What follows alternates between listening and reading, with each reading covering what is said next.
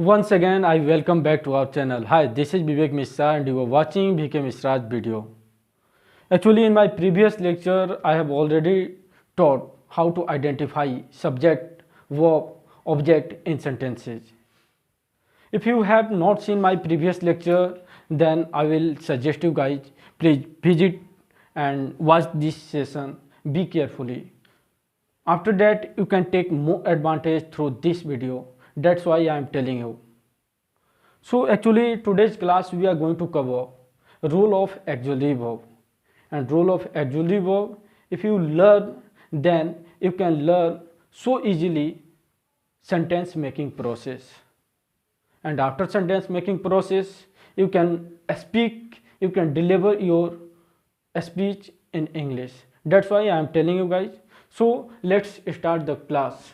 So today's class we are going to learn rule of auxiliary verb. For your kind information, this is the basic class of auxiliary verb, and after some time I will upload another video on the advanced usage of auxiliary verb. So in this video we are going to cover basic usage of auxiliary verb. So basically we can study in three parts: present, past and future.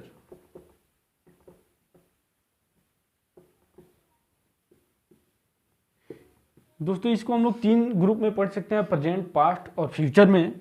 और present में आपकी जानकारी के लिए हम बताएं is, am, are, और past में वाज, वर, और फ्यूचर में विल बी। बेसिकली ये जो आपको दिख रहे हैं इन सबको हम बोलते हैं वर्ब टू बी। बेसिकली हम चाहते हैं यह है ना कि आपकी माइंड को पूरी तरीके से प्रिपेयर्ड कर दें, ताकि आप सेंटेंस बनाना जितना जल्दी हो सके उतना जल्दी चालू करें। उसके बाद हम लोग एक एक करके, और हमने बताया ही है कि हम डीप ग्रामर की चर्चा नहीं करेंगे। फॉर डीप स्टडी ग्रामर के लिए आप इस चैनल को विजिट कर सकते हैं। तो चलिए, आपको यहाँ पे दिख रहा है इज, एम, आर, इसको हम यूज करते हैं प्रेजेंट के लिए, और इनको यूज करते हैं वाज और वर को पास्ट के लिए, और विल बी को हम यूज करते हैं फ्यूचर के लिए। और वर्ब टू बी का मतलब होता है दोस्तों, इसका सीधा सीधा मतलब होता है सब्जेक्ट का कुछ होना, कुछ होना या कहीं होना।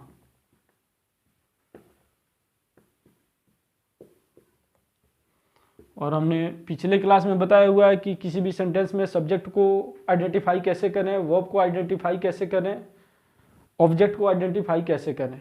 ऑब्जेक्ट का हमने नहीं बताया था, पर आपके थोड़ी सी जानकारी के लिए हम बता दें। आप जैसे आई सब्जेक्ट हो गया और आई का ऑब्जेक्ट हो जाता है मी, यू का दोस्तों हो जाता है यू, ही का हिम, सी का हर, और कोई सिंगल नेम है तो नेम का नेम ही हो जाता है। जैसे राम है तो राम ही हो जाएगा, सिंगल नेम ही हो जाएगा, उसका सब्जेक्ट भी वही रहता है और ऑब्जेक्ट भी वही रहता है। दे का देम। इतना थोड़ा सा आपकी जानकारी के लिए हमने बताया, जो कि स्पोकन में इसकी काफ़ी ज़रूरत पड़ती है। That's why I am telling you. So आप यहाँ पे देख पा रहे हैं कि is, am, are, is, am, are, यहाँ पे देख पा रहे हैं वाज, वर, और यहाँ पे देख पा रहे हैं विल बी। इसका मतलब होता है दोस्तों हैं, हूँ, हो। हैं, हूँ, हो यदि हम हिंदी बात करते हैं, हिंदी की बात करते हैं, हिंदी टू इंग्लिश सीख रहे हैं हम लोग, तो यदि किसी भी सब्जेक्ट के बारे में यदि हम बात करते हैं प्रेजेंट में, सपोज कीजिए सब्जेक्ट यदि कुछ है या कहीं है, जैसे मैं कहता हूँ मैं यहाँ हूँ, तो मेरी बात हो रही है, तो इसमें मैं सब्जेक्ट हुआ और मेरी बात हो रही है मैं कहीं हूँ, इसकी बात हो रही है। तो इसके लिए हम अप्लाई करते हैं प्रेजेंट को। और मैं कहीं था, सपोज कीजिए मैंने कहा आपसे कि मैं वहाँ था, तो हम इसके लिए अप्लाई करते हैं वाज और वर को। यदि मैं कहता हूँ मैं पटना में हूँगा, वह पटना में होगी, तो इसके लिए हम अप्लाई करते हैं दोस्तों विल बी। क्या यूज करते हैं? Will be. तो आइए मेरे साथ एक बार इस सेंटेंस फॉर्मेशन के स्ट्रक्चर को जानते हैं कि कैसे इसको हम फॉर्मेट करते हैं, कैसे हम इसको स्ट्रक्चर पे लेके आते हैं।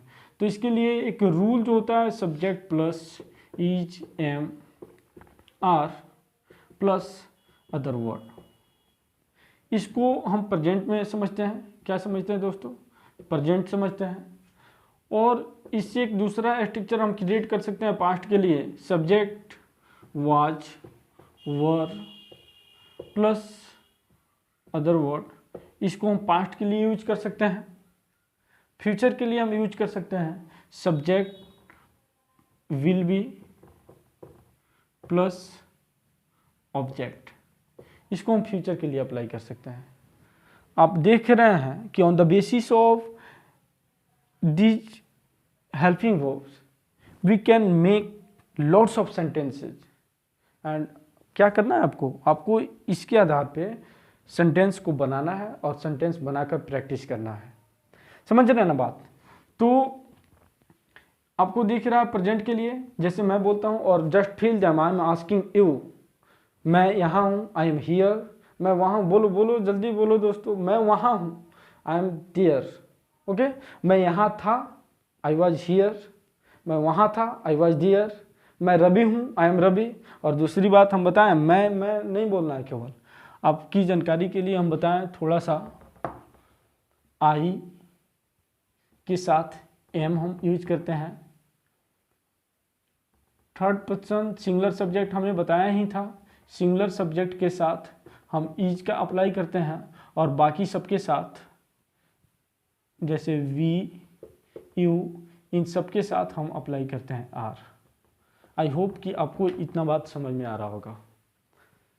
समझ रहे हैं? तो आपको क्या करना है दोस्तों कि इसके आधार पे बहुत सारे सेंटेंसेज को बनाना है। बहुत सारे सेंटेंसेज को बनाएंगे तो ये सारे सेंटेंसेज आपके टंग ऑफ टिप हो जाएंगे, और टंग ऑफ टिप होने के बाद आप कुछ दिन के बाद रियलाइज करेंगे। और ऐसा नहीं कि हमारे वीडियो देखने मात्र से आपकी इंग्लिश अच्छी हो जाएगी। आपको मेरे वीडियो में जैसे गाइड किया जा रहा है, आप एक प्रॉपर नोट्स बनाइए, और नोट्स की मदद से आपको क्या करना है, इस जैसे हमने यहाँ पे अलग अलग सब्जेक्ट अप्लाई कीजिए, आई लगाइए, ही लगाइए, सी लगाइए, दिस लगाइए, डेट लगाइए, जो लगाना है, what comes in your mind, you try to make the sentence and you try to speak.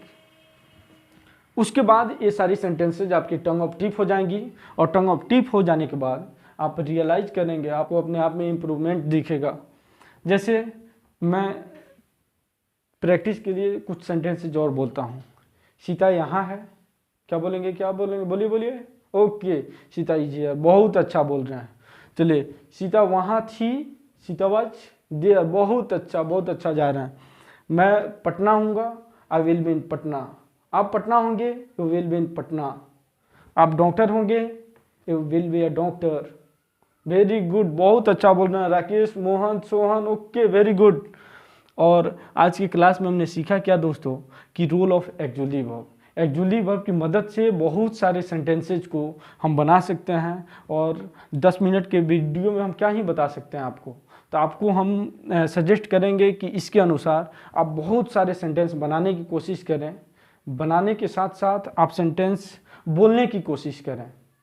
जब भी हम पूछें, वेन एवर आई आस्क, जब भी हम आपसे पूछें कि मैं यहाँ हूँ, तो आपको रिपीट नहीं करना मेरे साथ कि मैं यहाँ हूँ, आई एम हियर।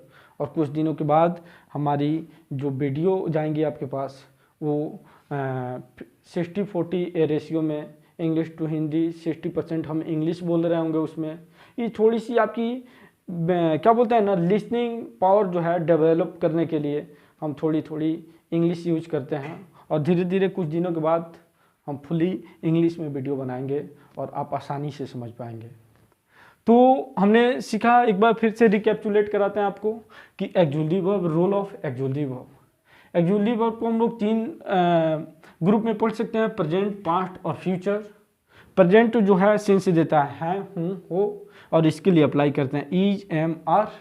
और पास्ट था, थे, थी, यहाँ पे हमने मेंशन था, थे, थी, समझ रहे हैं। पास्ट के लिए अप्लाई करते हैं वाज और वर, और फ्यूचर के लिए अप्लाई करते हैं विल बी। फ्यूचर के लिए क्या यूज करते हैं, विल बी। जैसे सपोज कीजिए आपको कहना है कि आप यहाँ हैं, यू आर हियर। आप वहाँ थे, यू आर देयर। मैं वहाँ हूँगा, आई विल बी देयर। समझ रहे बात है?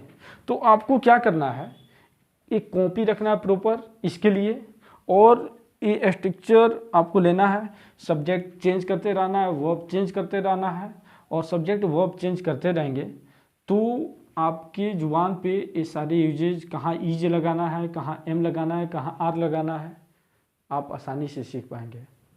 तो हम आशा करते हैं कि यह कंसेप्ट आपको बहुत ही अच्छा समझ में आया होगा, और आपके प्यारे प्यारे कमेंट के लिए हम तहे दिल से धन्यवाद करते हैं।